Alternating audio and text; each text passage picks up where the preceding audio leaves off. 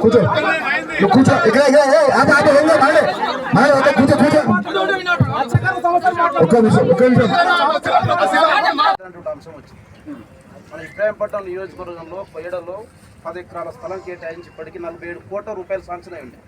47 కోట్ల రూపాయలు శాంక్షన్ అయినాయి. కానీ అది 3 ఎకరాల స్థలం కేటాయించడానికి రైతులు అక్కడ ఉన్నటువంటి కొంచెం అంటే కేటాయించిన 10 ఎకరాల స్థలంలో కూడా హైటెన్షన్ వైర్లు ఉన్నాయి. మొత్తం అడిగే దాకా 2-3 ఎకరాలు పోతుంది. కాబట్టి అది పోకుండా అది ఇంకా 3 ఎకరాలు కేటాయిస్తే ఇవాళ 47 కోట్ల రూపాయలు మన ఇబ్రాహీంపట్నం వస్తుంది. అది మన భారతదేశంలోనే అత్యధికమైన చేపల మార్కెట్. అంతమంది చేపల మార్కెట్ మనం ఇక్కడ అట్టుకోగలుగుతాం.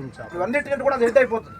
కాబట్టి మేము కోరేది ఏంటంటే ఈ మత్స్యకారుల సమస్యలు చెప్తాం తప్ప వాదం తీసుకోవడానికి రావి మరి మీకు ఇంత ముందుకు ఇవన్నీ విషయాలు కూడా చెప్పుకున్నాం. మీకు ఈ వాటర్ సంబంధించినటువంటి అన్ని విషయాలు కూడా చెప్పుకున్నాం. ఎక్కువ అంశం ఏంటంటే ఇప్పుడు ఇదంతా కూడా వాటర్ ఉంది. చేపలు పట్టుకోవడానికి ఇబ్బంది అవుతుంది, చెట్లు కొట్టడానికి ఇబ్బంది అవుతుంది. మేమేమంటున్నామంటే ఇదంతా కూడా ప్రభుత్వ చికెన్ భూమి. కాబట్టి ఒక 5 ఎకరాలకు సంబంధించినటువంటిది ఇక్కడికి నుంచి అక్కడ పెట్టి మొత్తం కొట్టిస్తే అందులోకి వచ్చేటువంటి మత్స్య సంపద ఇంట్లోకి వస్తుంది. ఇలా పట్టుకోవచ్చు. అంతా కూడా చెట్లు మొత్తం కూడా సాఫ్ చేయడానికి అవకాశం ఉంటుంది. అట్లాంటివి చేయడానికి చెప్పి మేము కోరుతున్నాం.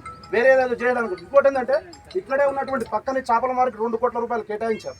ఏ సీడ్ కేంద్రం దగ్గర. ఆ సీడ్ కేంద్రం దగ్గర కూడా కట్టడానికి దండ కూడా హైటెన్షన్ వేరుస్తుంది. అది కూడా ప్రాబ్లమ్ ఉన్నది.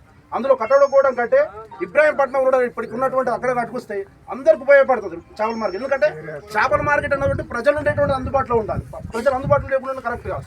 అందుకని ఈ సమస్యల మీద మీరు మాట్లాడి ఆ స్థలం కేటాయించడానికో అతి తొందరలో పని స్టార్ట్ అవుతున్నటువంటి పరిస్థితి. అంటే మేము గొప్పగా చెప్పుకుంటున్నాం. ఈరోజు 24 సంవత్సరాల సారి మత్స్య కార్మిక సంఘం చెరువులు కుంటల కబ్జాల మీద పనిచేసింది. ఈ రోజు నూతన మనం వచ్చినటువంటి ముఖ్యమంత్రి గారు మేము అడ్సప్ చెప్తా ఉన్నాం. ఎందుకంటే హైడ్రా చట్టం తీసుకురావాలి వల్ల ఈరోజు చెరువులు కూడా కబ్జాలు కాకుండా నిలబడుతున్నాయి. అలాంటి చట్టం తీసుకురావాలి. అది ఇక్కడ మొత్తం రాష్ట్రం మొత్తం విస్తరింపజేయాలని కొడుతున్నాం మేము. అందుకని మీకు ప్రత్యేకంగా తెలియజేస్తున్నాం ఏంటంటే వీటి మీద మీరు మాట్లాడితే మా వాళ్ళందరూ కూడా ఉపయోగపడుతుంది. మత్స్య సంపద పెరుగుతుంది. సీడ్ కూడా వచ్చేటువంటి సీడ్ నాణ్యమైనటువంటి సీడ్ వస్తలేదు. ఇచ్చేటువంటి సీడ్ వల్ల చాలా ఇప్పుడున్నటువంటి సీడ్ కూడా చాలా తక్కువనే ఉంది. ఇది అయినా మేము అడ్డుకోవడానికి రాలే ఇక్కడికి. అయినా సరే ఇప్పుడు వేసే టైం కూడా కాదు. అయినా వేయని అని చెప్పి అంటున్నాం. మేము ఫైట్ చేసిన దానికోసం అందరికి మాట్లాడినాం. మొన్న మీటింగ్లో మాట్లాడినాం, చెప్పినాం. ఇప్పుడు ఇదేంటంటే నగదు బదిలీ చేయమంటాం ప్రభుత్వాన్ని. ఈ ఉన్నటువంటి అమౌంట్ ఈ రోజు 3 లక్షల చేపలు ఇక్కడ వస్తున్నారు. 3 లక్షలకు 6 లక్షల రూపాయలు అవుతుంది. అదే 6 లక్షల రూపాయలు ఇబ్రాహీంపట్నం సొసైటీ అకౌంట్లో వేస్తే ఇంకా 6 లక్షల్లో కలుపుకొని 10 లక్షలు తెచ్చేస్తే అదనంగా ఇలా పోసుకోవడానికి నాణ్యమైన సీట్ తెచ్చుకుంటారు వాళ్ళు. అలాంటిది చేయమని చెప్పి మేము ప్రభుత్వాన్ని కోరుతున్నాం. కాబట్టి అందుకనే